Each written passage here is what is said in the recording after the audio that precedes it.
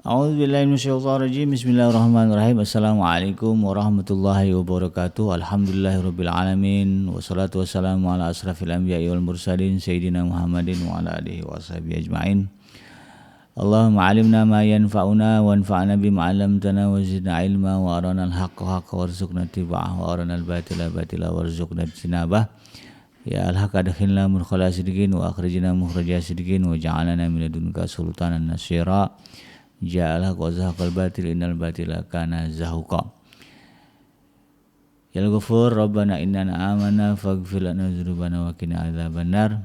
Allahumma ighfir lil muslimin wal muslimat fi Filistin wa fi kulli makan. Allahumma ansur ikhwanana al muslimin wal mujahidin fi Filistin wa fi kulli makan ya aziz ya jabbar ya rabbal alamin amma ba'd. Alhamdulillah, segala puji dan syukur adalah milik Allah, Tuhan semesta alam yang telah menciptakan kita, dan karena rahmat dari Allah Subhanahu wa taala kembali kita berjumpa di channel YouTube ya, iDream TV, channel kesayangan kita, dalam program Tarbiyatul Aulad ya, di mana insyaallah kita akan belajar ya bagaimana cara meningkatkan kualitas pengajaran kita, pendidikan kita kepada anak kita sehingga mereka menjadi pribadi-pribadi yang saleh ya. Tidak lupa kita baca salawat dan salam. Allahumma sholli ala sayyidina Muhammad wa ala ali sayyidina Muhammad.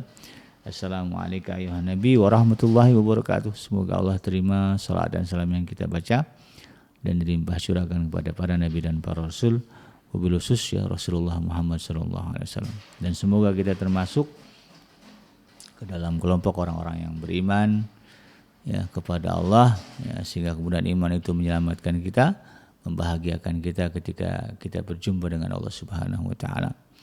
Dijauhkannya siksa kita dari siksa api neraka, dimasukkannya ke dalam jannah dan dipertemukan dengan Rasulullah sallallahu alaihi wasallam insyaallah. Amin ya rabbal alamin. Sahabat Adrim yang dirahmati Allah dimanapun Anda berada, kembali melanjutkan kajian kita mendalami buah pikir ya dari ulama terkenal ya, yaitu Syekh Dr. Abdullah Nasir Alwan, di dalam buku beliau yang berjudul Tarbiyatul Aulad fil Islam, atau pendidikan anak di dalam Islam, di mana beliau mengeluarkan teori-teori ya, cara-cara ya, yang sebahagiannya menjadi solusi mengatasi berbagai persoalan mendidik anak-anaknya. Maka pada episode kali ini ya, kita akan lanjutkan ya kajian di dalam Tarbiyatul Aulad ini ya, di mana tema pada hari ini adalah bahaya memanjakan anak secara berlebihan. Jadi salah satu hal yang harus ya diperhatikan oleh orang tua ya di dalam mendidik anak adalah kebiasaan memanjakan anak-anak. Ya. Jadi memanjakan anak ya, itu sebetulnya hal yang biasa itu kan. Bahkan pada situasi dan kondisi tertentu itu sangat penting anak kita manjakan ya, sebagai bukti bahwa kita mengasihi dan menyayangi mereka sepenuh hati. Kadang-kadang anak-anak ini kan pengen tahu ya, bapaknya ibunya sayang gak sih sama dia. Maka kemudian ada kalanya dia minta dimanjakan ya. Atau ada kalanya orang tua ya ingin menunjukkan kepada anaknya bahwa dia menyayanginya ya, mencintainya ya, dengan sepenuh hati ya. Maka kemudian orang tua menunjukkan itu dengan sikap memanjakan anak-anak mereka. Tetapi persoalannya, kata Syekh Dr. Abdullah Nasir Alwan, ini tidak boleh dilakukan secara berlebihan. Ya memang sih ya, kalau berbicara konsep ya, segala sesuatu itu kalau berlebihan jadinya nggak bagus. Ibadah sekalipun kalau berlebihan jadinya nggak bagus. Ya. Makan, apalagi makan ya. Makan itu enak kalau nggak berlebihan, tapi kalau udah berlebihan jadi nggak enak. Makanya dalam Al-Quran itu jelasnya kulu wasrobu wala tusrifu, makanlah kalian, minumlah kalian, wala tusrifu, tapi jangan berlebih-lebihan. Karena efeknya kalau udah berlebih-lebihan bahaya ya. Suka dengan yang manis-manis ya. Kalau sekedar minum biasa ya nggak apa-apa, tapi kalau udah jadi kebiasaan ya rutin, jadi diabetes. Padahal gula itu kan diperlukan tubuh, ya. Supaya kita ada energi gitu kan. Tapi kalau sudah berlebihan mengkonsumsi gula jadi penyakit. Protein misalnya atau lemak, itu tubuh juga butuh lemak begitu kan untuk tenaga. Tetapi kalau kemudian berlebihan ya kadang konsumsi lemak dalam untuk tubuh kita jadinya ya kolesterol lah ya, ujung-ujungnya stroke, jadi penyakit. Maka demikian juga dengan kebiasaan kita memanjakan anak-anak. Ya, anak-anak itu butuh ya momen di mana dia merasa dimanjakan oleh orang tuanya, sehingga dia menjadi semakin sayang dengan orang tuanya, lalu kemudian kasih perasaan itu diungkapkan dengan kepatuhan. Nah itu ya. Anak tahu orang tua sayang sama saya. Dibuktikan dengan tadi ya memanjakan diri dia. Gitu. Lalu pada satu tahap di atas itu maka kemudian dia akan menunjukkan sayangnya, ya, balasan sayang kepada orang tua mereka dengan kepatuhan. Ya. Diajak ke masjid, gerak. Ya. Diajak berbuat baik, gerak, siap gitu kan. Nah ini ini yang kemudian harus kita pahami gitu kan. Nah, ya prakteknya kalau berbicara memanjakan anak-anak ya banyak lah ya, mungkin dari segi materi ya. Ya kita berikan apa semua yang dia mau. Nah, ini kalau berbicara berlebih-lebihan ya. Apa yang dia minta dikasih. Nah, gitu ya. Semuanya. Nah, gitu ya. Makanan, mainan gitu ya. Kemudian apa lagi? Puji-pujian yang kita keluarkan berlebihan. Kemudian kalau anak kita terlibat konflik dengan orang lain, ya walaupun dia salah kita bela habis-habisan. Ya pendek kata, ya, kalau kita memanjakan anak dengan cara yang berlebihan, anak-anak ini kemudian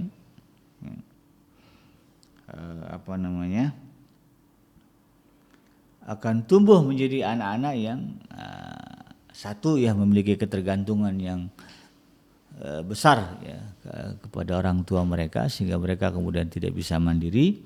Yang kedua adalah ya mereka akan tumbuh menjadi pribadi anak-anak yang congkak dan sombong dan tidak menghargai orang lain. Itu ya. Banyak kasus ya anak-anak pejabat-pejabat ya tidak juga lah, orang yang bukan pejabat juga sama ya. Karena kemudian memanjakan anak mereka secara berlebihan, pada akhirnya kemudian anak itu bikin masalah dan orang tua terjerat masalah. Ya.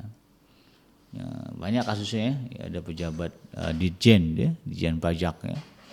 Akhirnya harus berhadapan dengan pengadilan gara-gara anaknya berulah. Usut punya usut, anaknya dimanjakan secara berlebihan. Kalau di mana tuh di Medan ya, ada oknum polisi ya. Ya, sama kasusnya ya, gara-gara anak gitu ya. Anaknya dimanjakan berlebihan, nah, akhirnya kemudian dicopot dari jabatannya ya, karena ketahuan ya, jadi ya, melakukan kejahatan-kejahatan ya, yang tidak seharusnya dilakukan oleh polisi gitu. Akhirnya dipecat kan. Jadi anak ini kalau kita manjakan secara berlebihan maka dia akan berulah ya, ketika dia berulah maka bisa jadi kitalah yang akan mendapatkan buntut ya, dari ulahan anak kita yang kita manjakan secara berlebihan.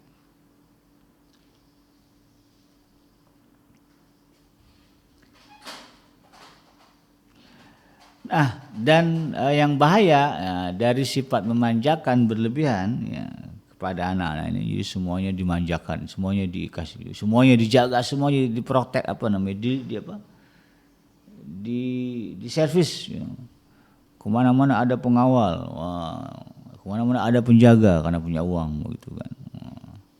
Sehingga ya secara tidak langsung sebetulnya ya ini kata Syekh Dr. Abdullah Nasiruan ya dampak buruknya akan menyebabkan anak-anak menjadi minder, ya, menjadi rendah diri ya, dan merasa bodoh terhadap kehidupan, ya cuek akhirnya gitu kan. Ya, seenaknya aja begitu kan. Nah, bisa jadi ya anak-anak yang kemudian dimanjakan secara berlebihan dia akan melihat teman-temannya bebas bergerak sedang dirinya terkungkung.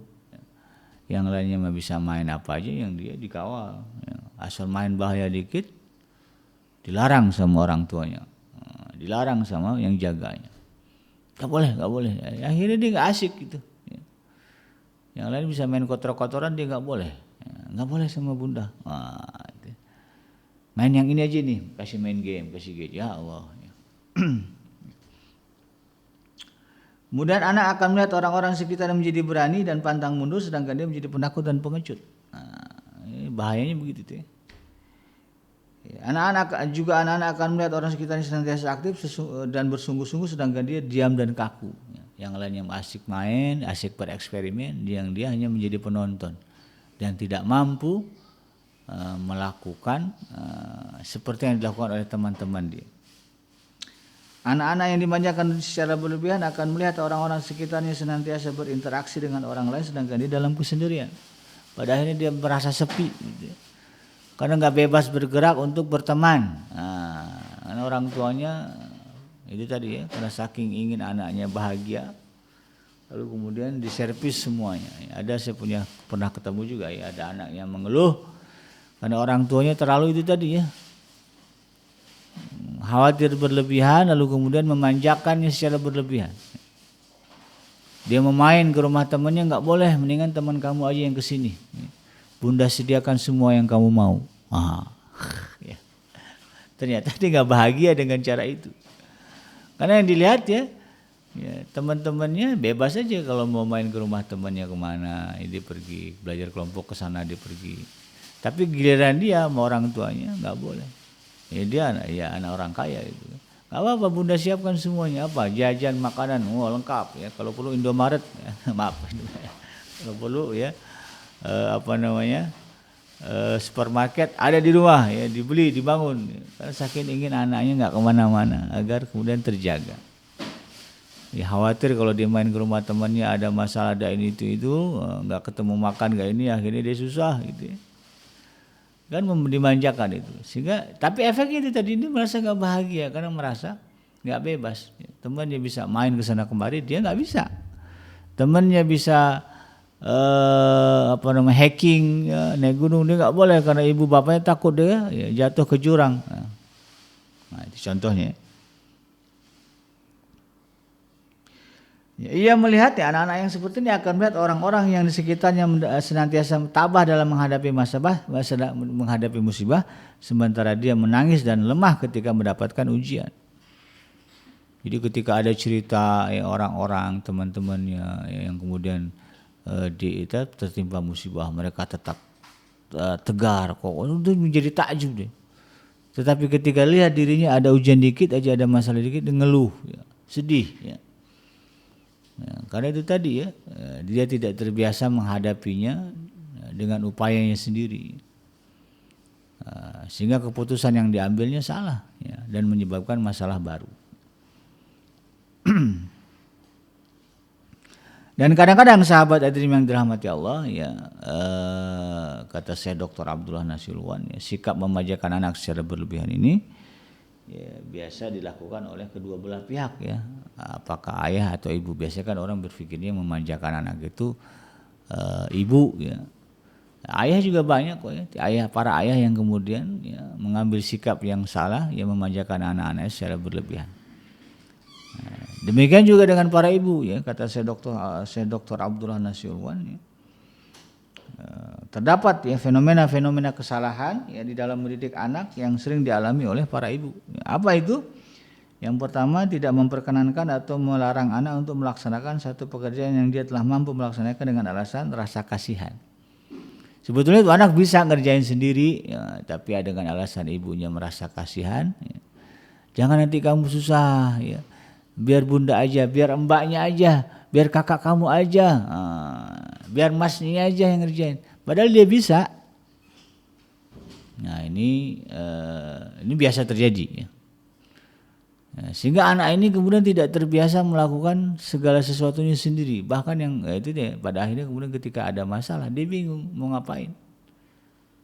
Dan yang parahnya lagi, banyak anak-anak yang modelnya dimanjakan seperti ini kemudian ketika ada masalah, padahal masalahnya sepele, tapi bagi dia itu masalah besar ya, karena nggak ada solusi, kemudian dia mengambil jalan pintas dengan bunuh diri. Nauzubillah min dzalik. Ada juga orang tua itu ibu yang terus-menerus mengasuh anak sehingga ia tidak memperbolehkan dirinya sendiri ya, meskipun sedang longgar ya, dan tidak mau meninggalkan anak. Ya. Nah, jadi saking itu tadi ya ingin khawatir anaknya begini begitu lalu ya, buat dirinya aja nggak ada waktu untuk me time nggak ada. Asli 24 jam anak itu ya, betul-betul dikekepin ya. Dia nggak ditinggalin, dipantengin terus,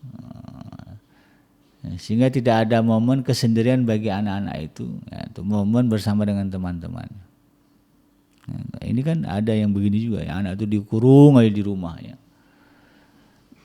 karena khawatir ya dengan lingkungannya. Memang kita tahu ya ada bahaya-bahaya yang bisa menimpa anak kita. Tapi kemudian ya kalau disikapi dengan tidak rasional ya pada akhirnya itu tadi ya, anak nggak bisa kemana-mana, dia juga nggak bisa ngapa-ngapain. Nah ini fenomena yang biasa. Ada juga seorang ibu yang tidak pernah membiarkan anaknya lepas dari pandangannya karena khawatir akan terkena sesuatu yang buruk. Nah ini banyak juga terjadi. Takut anaknya begini begitu, akhirnya kemudian asli ya anaknya itu dipantengin 24 jam. Ya, dipasangin CCTV, nah, ya. Bahkan kalau dia keluar rumah ada spy, ada cepu, bukan apa namanya, ada detektif ya yang mengawasi, lalu memberikan laporan. Ada yang sampai seperti itu. Ada juga seorang ibu yang tidak mau menegur anak ketika dia melakukan kesalahan atau merusak. Ya. Barang-barang rumah tangga di rumah ya. Atau ketika dia naik ke atas meja atau juga mungkin dia nyoret-nyoret dinding, itu kan salah sebetulnya ya. Ya kalau mau bikin coret-coretan jangan di dinding tapi di kertas. Nah nih ayah sediakan kertas yang besar, coret-coretnya di sini bukan di dinding gitu. Tapi ada juga yang kemudian dibiarkan anaknya nyoret-nyoret di dinding. Kemudian naik ke atas meja, TV dibanting, dia dibiarin aja ketawa aja, udah nggak apa-apa, kita beli yang baru. Yang nggak boleh itu dibentak. Nah, ya begitu dia nyoret-nyoret dinding atau dia ngerusak barang, dibentak, dimarahin, nah itu yang nggak boleh. Nah, tapi harus ditegur, jangan dibiarkan. Karena sekarang saya tanya, bukanlah prinsip ini, apakah kita bisa mentolerir anak-anak itu mencoret-coret dinding? Padahal di lingkungan sekitarnya itu disebut sebagai vandalisme. Kan masyarakat nggak akan terima anak-anak yang nyoret-nyoret di dinding rumah mereka, di luar rumah ditulis apa, kan nggak, itu dianggap merusak gitu kan. Maka jangan biarkan anak kita kemudian ya mencoret-coret dinding ya, dengan alasan kebebasan berekspresi. Nah, itu salah itu. Karena prakteknya di masyarakat nggak diterima juga anak-anak yang mencoret-coret dinding, sekolah misalnya. Apa ada gitu sekolah yang membolehkan anak-anaknya mencoret dinding kelas ya, dinding ruang pertemuan, kan nggak boleh, memang nggak ada. Di dalam masyarakat kita itu perbuatan yang tercela. Maka jangan biarkan itu terjadi di rumah ya, dengan alasan kebebasan berekspresi anak-anak. Tapi difasilitasi ini, nah, kalau mau nyoret-nyoret di sini ini ada ruangnya. Atau diberikan papan tulis yang besar gitu kan, sebesar dinding gitu kan. Nah, boleh coretnya, tapi ini namanya papan tulis nak ya, nggak boleh di sana. Diajarkan, ditegur wajib. Ya. Kalau dia merusak barang TV, ya nggak boleh itu dibentak, dimarah-marahi. Tapi ditegur karena itu ada satu kesalahan, itu harus. Kan nggak ada juga ya tetangga kita ya kemudian ketika anak kita main ke rumahnya kemudian dia rusak TV lalu kemudian anak tetangga nyantai aja gitu. Enggak apa-apa Pak, biarin aja, nama juga anak-anak. Enggak ada. Kalau dirusaknya adalah barang yang berharga, aku jadi marah itu, jadi berantem. Makanya kemudian diajarkan kepada anak-anak agar tidak merusak barang-barang. Ketika dia merusak barang-barang rumah tangga, ditegur, diberikan sanksi. Ya, kalau bicara sanksi tentu jangan hanya berpikir sanksi itu menyakitkan. Maksudnya sanksi itu berupa apa namanya? Hukuman fisik, yang enggak mesti. Sanksi itu adalah konsekuensi ya, yang tidak menyenangkan bagi anak. Nah, kalau biasa ya di dalam psikologi pendidikan anak itu ada ya, kadang-kadang hukumannya yang nggak mesti yang berat-berat ya. Suruh aja berdiri di pojok. Nah, udah jangan kemana-mana, kamu di situ ya 10 menit. Nah, anak-anak itu 10 menit dia nggak tahan itu ya. Nah, itu nggak nyaman bagi dia. Sampai dia melakukan itu. Kemudian barulah setelah itu kita dekati dia, kita kasih tahu. Nah, itu hukuman, ya, sanksi, teguran. Ya. Ya, dia nggak kita marah-marah, nggak kita bentak. Ya, ketika dia melakukan kesalahan itu, panggil anaknya, sini nak. Ini adalah satu perbuatan yang tidak dibenarkan. TV ini dibeli dengan uang. Nah, uang ini didapatkan ayah dengan bekerja keras. Kenapa kamu dengan mudah memukulnya sehingga ini rusak? Nah, ditegur, tanya. Sehingga dia tahu itu perbuatan yang salah. Apalagi dikaitkan dengan jeripayah ayahnya. Nah, ini adalah satu kesalahan. Ya, bunda akan hukum kamu. Berdiri kamu di sana setengah jam. Nah, ya. Buat seperti itu. Nah, ya. Nah, perbuatan-perbuatan itu ya kata Syekh Dr. Abdullah Nasilwan sebetulnya satu bentuk dari mendikte anak-anak ya. Yang pada akhirnya kemudian akan membuat situasi dan kondisi kejiwaan anak menjadi buruk. Ya, tidak ada anak yang kemudian menjadi sukses gara-gara dimanjakan sepenuh hati berlebih-lebihan oleh orang tuanya, tidak ada. Justru kalau kita baca biografi gitu ya, cerita orang-orang yang sukses, banyak di antara mereka justru adalah orang-orang yang kemudian tidak terlalu mendapatkan perhatian yang maksimal dari orang tuanya. Ya, sehingga kemudian terbentuklah jiwa yang mandiri, kemandirian dalam diri dia. Kenapa? Karena orang tuanya tidak banyak banyak campur dalam urusan dia gitu kan.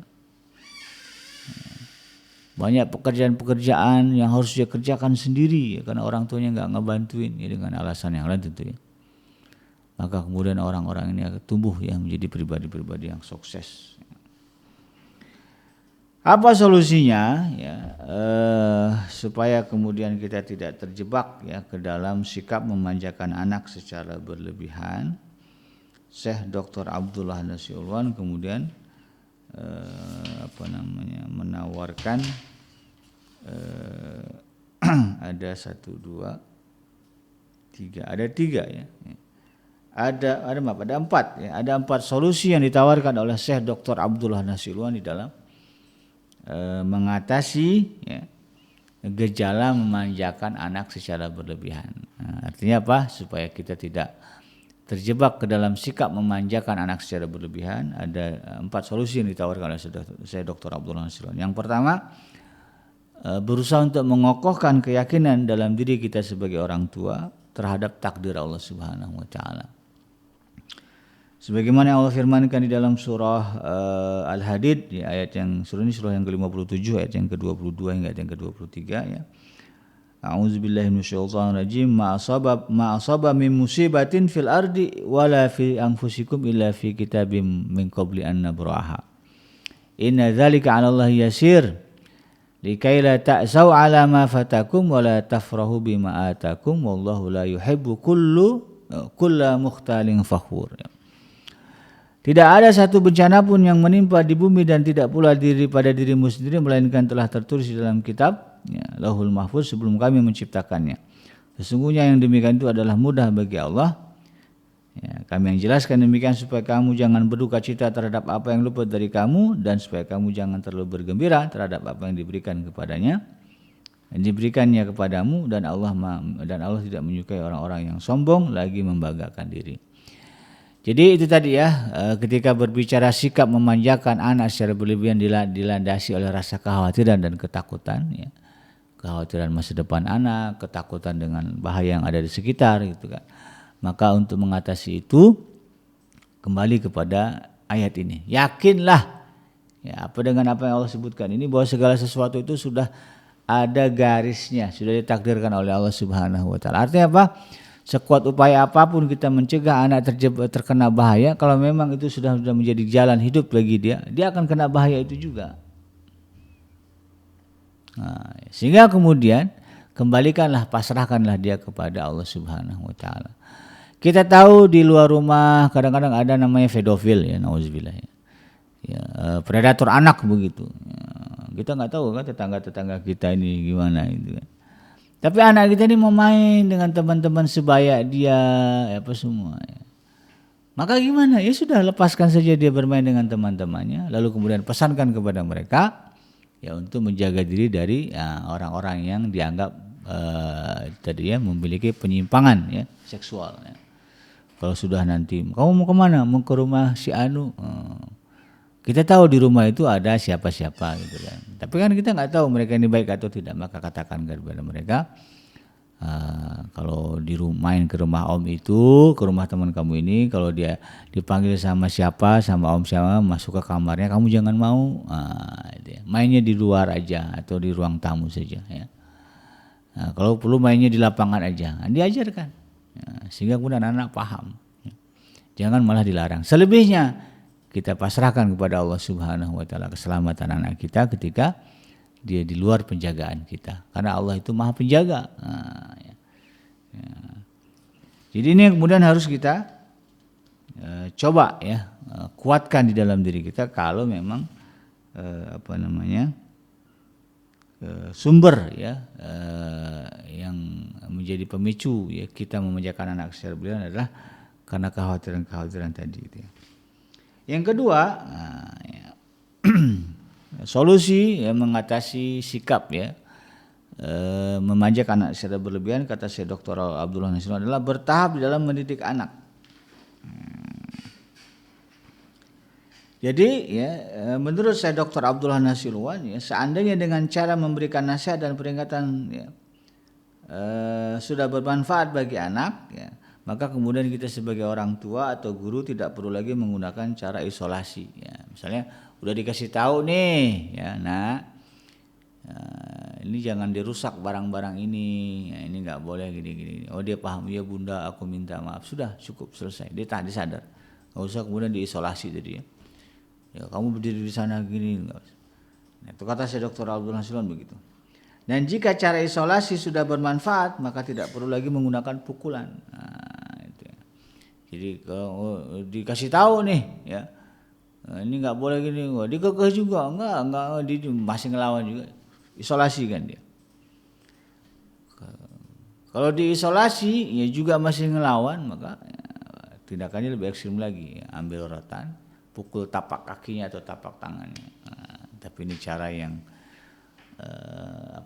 harus kita hindari ya, karena anak-anak ini ya kalau udah orang tuanya yang mukul itu dia sakit hatinya itu luar biasa ya, jadi janganlah gitu. Atau mukulnya atau apalah ya pakai tangan itu boleh ya. Jangan pakai rotan. Mana tangan kamu sini, ini nggak boleh, bunda nggak suka. Mana tapak kakinya, pukul. Kalau orang tua dulu orang pantatnya gitu ya. Tapi kalau misalnya diisolasi saja sudah dipaham, disedih, ngerti ya aku salah bunda, wes cukup dah peluk dia. Ya, jangan kemudian tambah lagi hukumannya. Nah, jika seorang pendidik atau orang tua tidak mampu lagi menggunakan berbagai macam cara dalam mengubah dan meluruskan kerusakan pada anak, maka dibolehkan menghukum dengan pukulan yang tidak menyakitkan. Jadi memukul itu solusi yang paling akhir ya menghadapi kenakalan ya, anak gitu kan. Itu pun dipukulnya bukan pukul marah ya, tetapi pukul karena sayang. Ya. Maka kata saya Dr. Abdullah Nasirwan, dengan izin Allah persoalan ini akan diuraikan pada pembahasan ya saat akan datang. Bagaimana menghukum anak ya.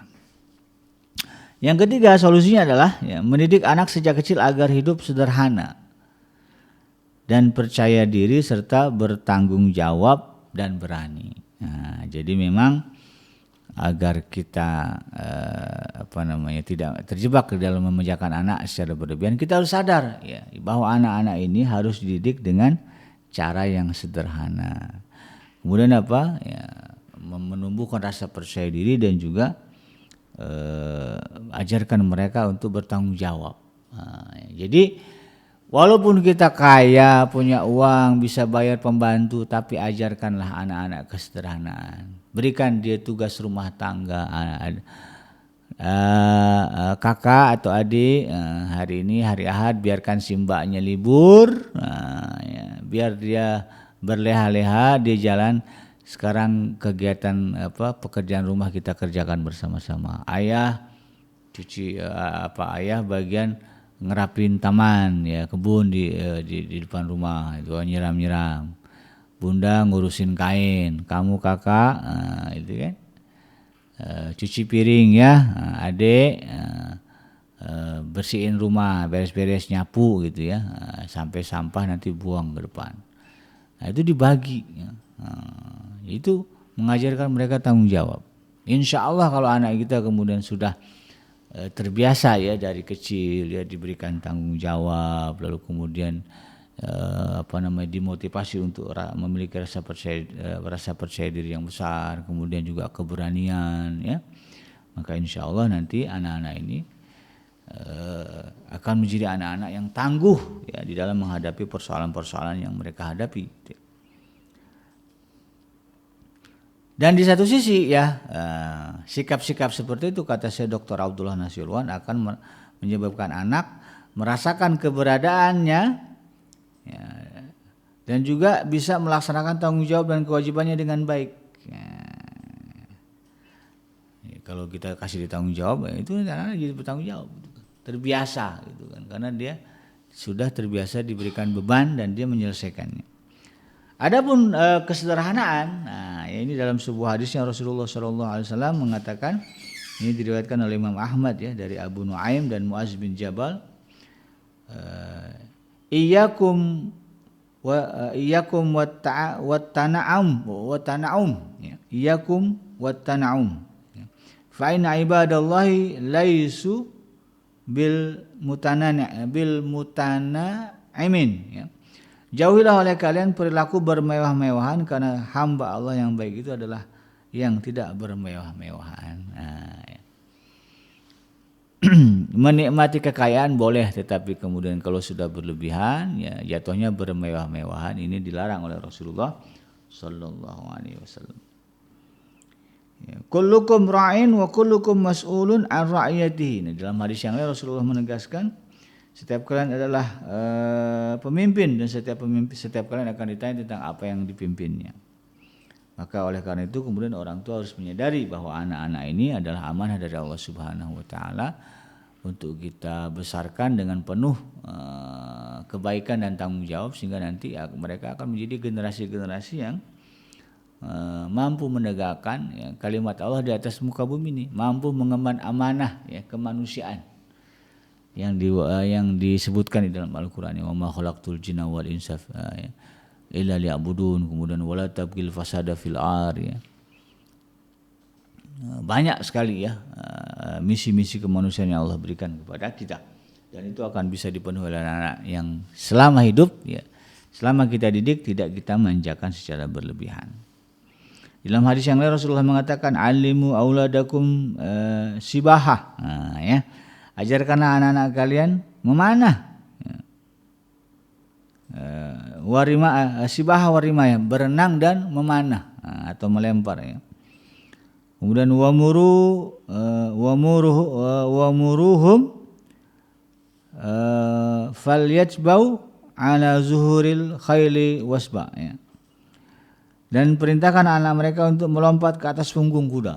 Rasulullah SAW sampai begitu. Kadang-kadang orang tua khawatir, ya, nanti kalau berenang tenggelam, akhirnya anak-anak nggak dijadiin berenang. Ya, begitu ada tsunami, udah ke laut, ya. Nah, jadi itu tuh akibat memanjakan, ya, karena takut begini begitu, lalu kemudian tidak diajarkan itu, dan ternyata kemudian ketika itu menjadi masalah, ya, ketika dia dewasa, udah, ya. Maka penting, ya, menghilangkan kekhawatiran-kekhawatiran dan mentepisnya bahwa itu semua adalah bagian dari takdir Allah Subhanahu wa taala. Yang keempat, ya, solusinya adalah meneladani Rasulullah SAW pada masa kecil hingga menjadi pemuda sampai Allah mengutusnya sebagai seorang nabi. Kalau kita lihat bagaimana, ya, contoh Rasulullah SAW, ya, ketika dia kecil enggak dimanja Rasulullah itu, ya. Bahkan jauh dari kata manja itu sendiri. Ya, kecil aja sudah meninggal, waktu di dalam perut sudah meninggal ayahnya, jadi yatim. Ya, umur 6 tahun ibundanya wafat. Lalu kemudian diserahkan kepada, bahkan ya ketika usia baru lahir ya, karena ibundanya tidak bisa menyusukan, maka kemudian Rasulullah diserahkan kepada orang lain, ya, kepada Halimah, ya. Sayyidah Halimah bin Sa'diyah, ya. Diserahkan ya selama 4 tahun, ya. Dari umur 0 sampai umur 4, umur berapa bulan itu sampai umur 4 tahun itu dengan Halimah Sa'diyah. Ya, beliau tidak merasakan dekapan ibunda beliau ketika masih bayi gitu kan, tapi didekap oleh orang lain yang bernama Halimah Sa'diyah. Lalu kemudian di usia 4 tahun kembali ke pangkuan ibunya, ya, merasakan kasih sayang ibu. Hanya 2 tahun, Masya Allah, ya. Usia 6 tahun kemudian ibundanya wafat. Ya. Lalu kemudian beliau diserahkan kepada kakeknya, Abdul Muthalib namanya. Setelah dirawat oleh Abdul Muthalib, ya, di usia baru 2 tahun ya dibesarkan dengan ya, kasih sayang seorang kakek. Lalu kemudian kakeknya meninggal dan pada akhirnya diserahkan kepada pamannya. Ya, pamannya ini namanya Abu Thalib. Ya. Dia juga punya anak, ya, dan kekeluarganya secara finansial juga tidak terlalu cukup. Ya, bukan orang yang kaya juga. Dan Rasulullah SAW di usia ke-8 tahun dibesarkan dengan Abu Thalib. Maka kemudian ya di keluarga Abu Thalib ini karena jauh dari kata memanjakan, ya, Rasulullah SAW ya, lahir menjadi pribadi yang tangguh. Sehingga kemudian di usia ke-8 tahun ya, usia 10 tahun lah gitu ya, sudah biasa membantu pamannya dengan bekerja sebagai pengembala. Dicari orang-orang yang mau menyerahkan domanya untuk digembala, Rasulullah pergi. Masih kecil, ya. Usia 8, 9, 10 tahun. Lalu kemudian di usia yang ke-15 tahun itu ada perang, ya. Perang yang terjadi ketika itu ya di antara suku-suku Arab. Rasulullah bantu ya dengan mengumpulkan panah-panah, ya. Panah musuh tuh dikumpulin, ya, yang udah jatuh ya. Dikumpul-kumpulin kemudian dikasih ya ke pasukan pemanah lagi.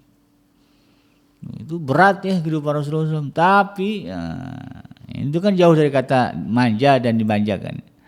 Tapi prakteknya pada akhirnya Rasulullah tumbuh menjadi pribadi yang betul-betul luar biasa.